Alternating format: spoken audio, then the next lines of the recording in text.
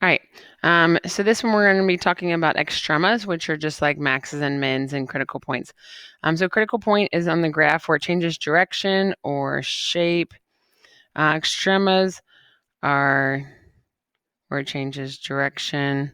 The function has a minimum or a maximum. Sorry, I want to make sure.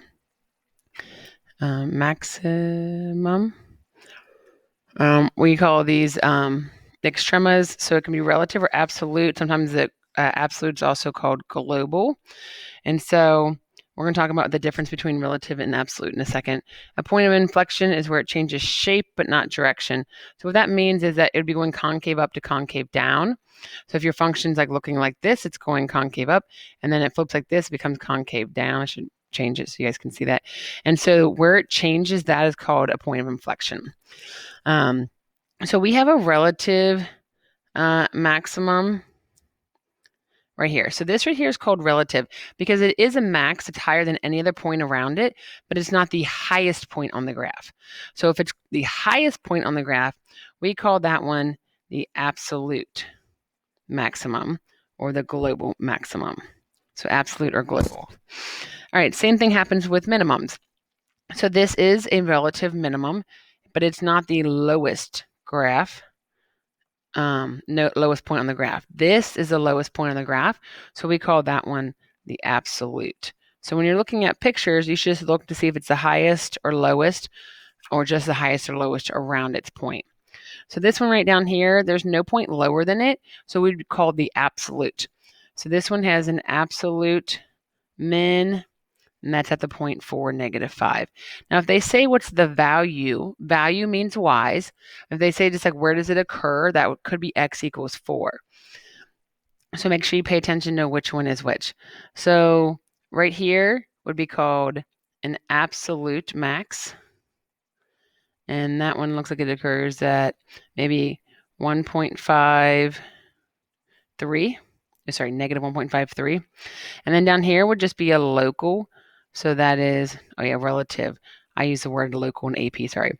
So relative and a relative maximum. And so that looks like it occurs at like maybe positive 1.5, -3. And then right there, I kind of circled inside of it, that would be a relative or a local minimum value. And then you write the x value for that. But I circled on top of it, so I'm unsure. Let me see if I can see it. Looks like it's probably at 0, 4 maybe. 0, -4. All right. Let's see some back here. So this one right here would be called a relative or local. So I am in the habit of calling it local. So I'm going to have to remember to call it relative for this textbook that you're using. So relative minimum would occur at, see if that's the axis, -3, -5.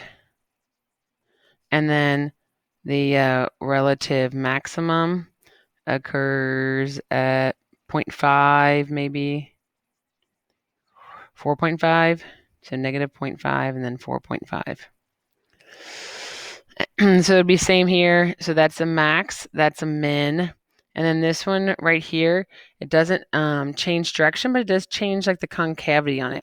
So it would be a point of inflection. I should talk about that too. So like right here, if they ever ask you that, this right here is called your point of inflection because it goes from concave up to concave down. Down here, this is concave up the whole time, so there's no point of inflection. And then down here, like halfway through, like where the line is, that's always where the point of inflection is on these. So talking about increasing and decreasing. So increasing is when your graph is going like up. Decreasing is when it's going down. Constant is when it's going straight.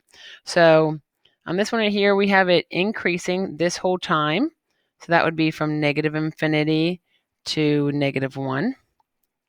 And we usually use a parenthesis here, but if you use a bracket also to include the point, it's actually fine.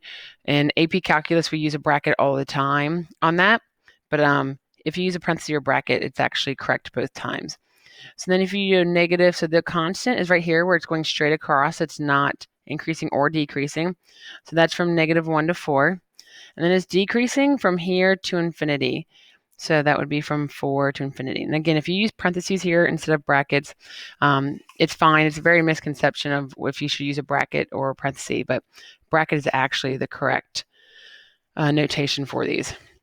And so on this one right here, this is increasing on this section of the line. So we're going to say it's increasing from 3 to infinity. And then it's decreasing all the way over here. So this is the increasing. So it's decreasing from -infinity to 3. This one right here, it's decreasing here and it's decreasing here. So all we have to do is exclude the fact that -5 doesn't actually work. So it's decreasing on -infinity to -5 and from -5 to infinity. Right here, this is increasing an entire interval. So we just say -infinity to infinity. Down here, I have it decreasing to this point and then decreasing after that point. So this section here and this section here of my graph, I don't know if you can see that right there. I should use a different color. That's all decreasing. So it's decreasing from -infinity to 0, and it's decreasing from 2.5 to infinity. It's increasing in this section right there that I circled. So it's increasing from 0 to 2.5. And I would actually put brackets around all of these, but you can put a parenthesis. No one's going to get on you. So this one right here is decreasing up to this point right here, which looks like it's at, we'll call it -2. And then it's decreasing, so it would be -infinity to -2. And it's decreasing from, looks like 0 to 1 for me. And it's decreasing, no more. Okay, so that's all decreasing. And now increasing, it'd be increasing from -2 to 0, and it's increasing from 1 to infinity. So this one right here is increasing up until -infinity. So this is increasing -infinity to, I gotta find the axis, sorry, -1. And then it starts increasing again, looks like at 1 to infinity. And this whole time it's decreasing in that interval.